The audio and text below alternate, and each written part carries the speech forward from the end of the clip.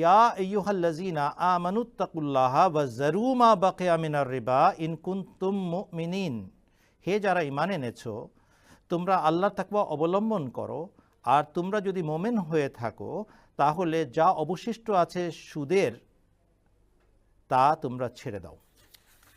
অর্থাৎ মহাজনী ব্যবসা আরম্ভ করেছিলে ওটা বাদ দাও।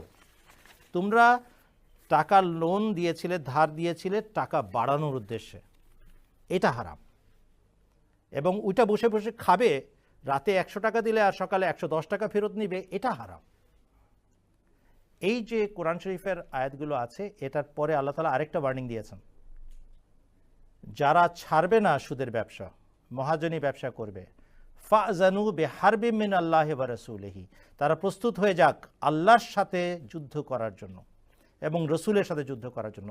এখন বুকে হাত দিয়ে কোনো মুসলমান বলুক যে আমি আল্লাহ এবং রসুলের সাথে যুদ্ধ করতে প্রস্তুত, অবশ্যই সুদ হারাম। এবং সুদের ব্যবসা করা এবং সুদে মহাজনী লোন দিয়ে নিজের জীবন এবং জীবিকা নির্বাহ করা এটা হারাম।